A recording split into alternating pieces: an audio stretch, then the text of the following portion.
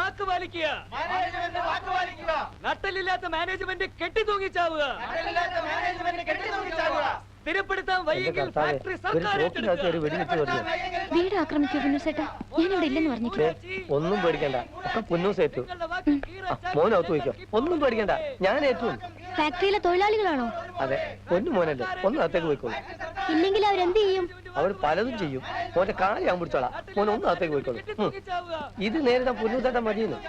മുതലാളി മൂരാച്ചി, നിങ്ങളുടെ വാക്കും കീറച്ചാക്കും ഞങ്ങൾക്ക് ഇപ്പോൾ ഒരുപോലെ.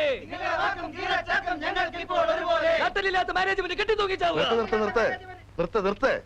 എന്താ കാര്യം? ഒരിക്കലും ഒരു വാക്ക് പറയും, പിന്നീട് അതേ വാക്ക് തെറ്റിക്കുകയും ചെയ്യുന്ന പുതിയ MD ശരിക്കൊന്ന് കാണാമെന്നാ ഞങ്ങള്. എന്താ പ്രശ്നം? പ്രശ്നം ഞങ്ങൾ പറയേണ്ടത് പറഞ്ഞോളാം. ഞാനൊരു അഡ്വക്കേറ്റ് ആണ്.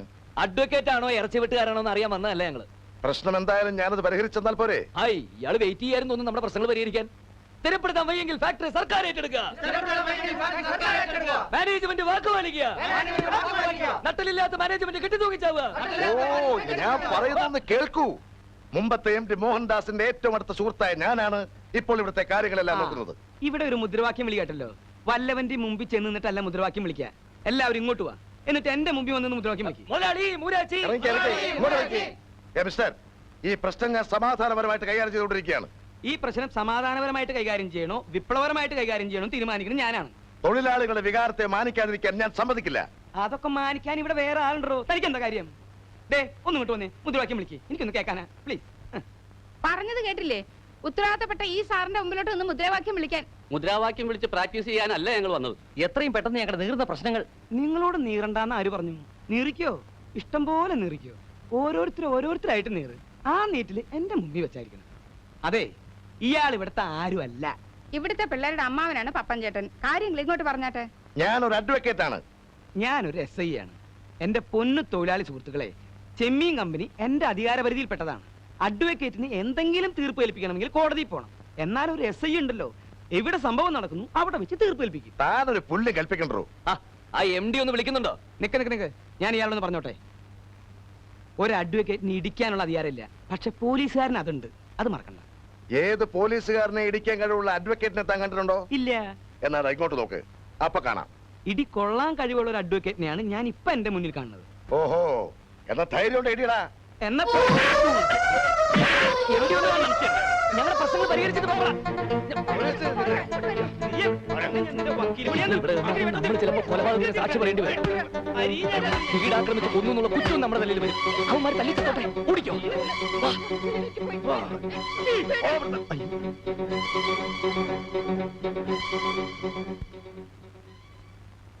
അടുക്കളയ്ക്ക് പുറത്തുള്ള അടിയും ബഹളത്തിനെയും കുറിച്ച് ഞാൻ പറയാൻ ആളല്ല. കൊല്ലങ്ങൾ എത്രയായി ഞാൻ ഇവിടുത്തെ കാര്യം പോയി കൊള്ളാൻ തുടങ്ങിയിട്ട്. ശ്രീദേവി കുഞ്ഞെന്നെ കുഞ്ഞെടുത്തീന്നേ വിളിക്കാറുള്ളൂ.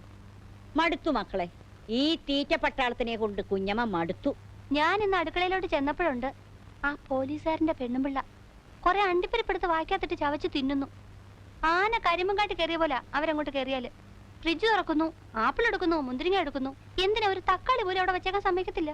ആ നക്കി പോലീസുകാരനെ ഉച്ചയ്ക്കും രാത്രിയിലും വേണം കോഴി ബിരിയാണി. പിന്നെ അവന്റെ പച്ചമട്ട ഉടയ്ക്കാ കുടിക്കുക. എന്റെ കർത്താവ് ശംശിയായേ, ഇങ്ങനെയുണ്ട് ഒരു ആക്രാന്തം. ഇന്നലെ ആ സ്ത്രീ പാലിൽ എന്തിനാ വെള്ളം ചേർത്തെന്നും പറഞ്ഞ് തീക്കൊള്ളി എടുത്ത് എന്നെ കുത്താൻ വരുന്നു. ആ കേസിലെ വക്കീലേ എല്ലാവരും ഉറങ്ങി കഴിയുമ്പോ ഫ്രിഡ്ജിലെ വെള്ളം കുടിക്കാൻ വരും. വെളിച്ചാവുന്നത് വരെ കള്ളുകൂടിയ. ഈ പെണ്ണിന്റെ നേരെ അയാൾക്കൊരു തുറിച്ചു നോട്ടുണ്ട്. എന്തിനു പറയുന്നു മോളെ, ഒക്കെ കൂടി ഇവിടുത്തെ സമാധാനം നഷ്ടപ്പെട്ടു. അതുകൊണ്ട് ഞങ്ങൾ പോകാനോ? പിന്നെ എന്താണ് ഒരു പ്രതിവിധി പറ. കുഞ്ഞമ്മേ, ഞങ്ങളുടെ ഡിന്നർ എടുത്തു വെച്ചോളൂ, ഒരു കാര്യം സംസാരിക്കാനുണ്ട്. എന്താ? ക്ലാര ചേച്ചിയും പൊക്കോളൂ. മായ, മഞ്ജു വാ.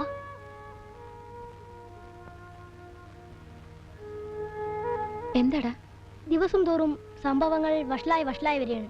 We should find out A remedy. ഞാനൊരു കാര്യം പറയാൻ പോവാണ്. അത് കേൾക്കുമ്പോൾ നിങ്ങൾക്ക് തോന്നും എനിക്ക് വട്ടാണെന്ന്. പക്ഷേ വളരെ അത്യാവശ്യമായ ഒരു വട്ടാണിത്. എന്താ നീ പറയുന്നേ? നമ്മുടെ മുത്തച്ഛൻ മരിച്ചിട്ടില്ല.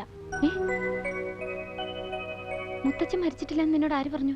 ഞാൻ തന്നെയാണ് ഇത് ആദ്യമായിട്ട് പറയുന്നത്. ഇത് വെറും വട്ടല്ല, മുഴുവട്ട. ഷട്ടപ്പ്. തോക്കിൽ ഉണ്ടയിടുന്നതിന് മുമ്പ് കാഞ്ചി വലിക്കരുത്. ശരി, എന്നാ ഉണ്ടയിട്. അന്ന് പാർക്കിൽ വെച്ച് ആ ചെത്തു പിള്ളേരെ തല്ലി ഓടിച്ചില്ലേ, അയാളാണ് നമ്മുടെ മുത്തച്ഛൻ. മരിച്ചുപോയി എന്ന് പറയുന്ന നമ്മുടെ മരിക്കാത്ത മുത്തച്ഛൻ. സംഗതിയൊക്കെ കൊള്ളാം, പക്ഷേ അയാൾ നമ്മുടെ മുത്തച്ഛനാണെന്ന് മറ്റുള്ളവർ വിശ്വസിക്കൂ? വിശ്വസിപ്പിക്കണം.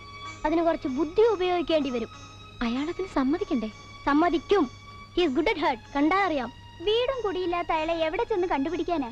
മണ്ടി ചോറ്റാനിക്കരയിൽ കുറച്ചു ദിവസം ഭജന ഇരിക്കണമെന്ന് അങ്ങനെ പറഞ്ഞത് മറന്നോ? നമുക്ക് അവിടെ പോയി നോക്കാം.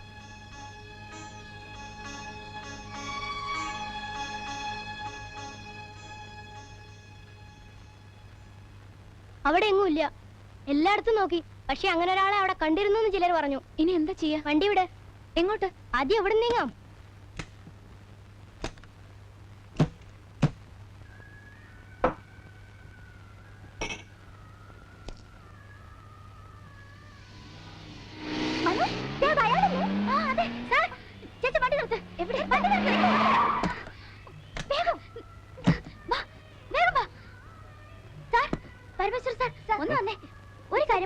എനിക്ക് പോണം. അത്യാവശ്യമാണ് sir. Please sir, please sir. ഞാൻ മീര, മായ, മനു, മഞ്ജു ഇവിടെ ഉണ്ട് സർ.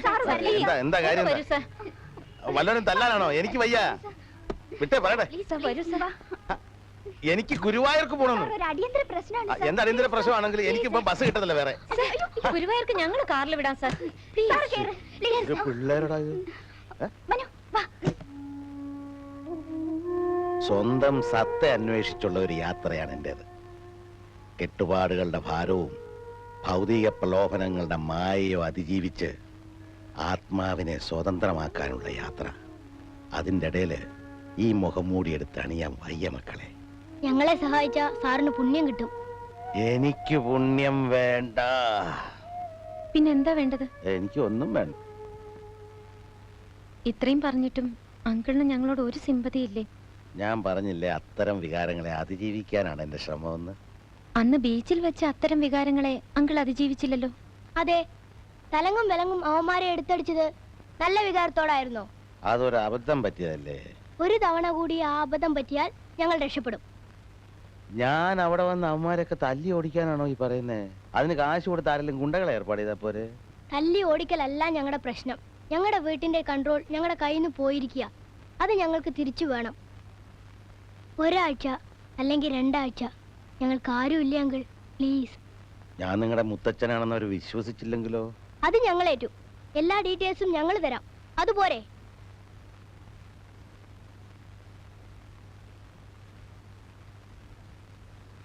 റെഡി? റെഡി. 1 2 3. മുത്തച്ഛൻ വരുന്നു. ഞങ്ങളുടെ മുത്തച്ഛൻ വരുന്നു. അങ്കിൾ, ആന്റി, ഞങ്ങളുടെ ഗ്രാൻഡ്പാ വരുന്നു.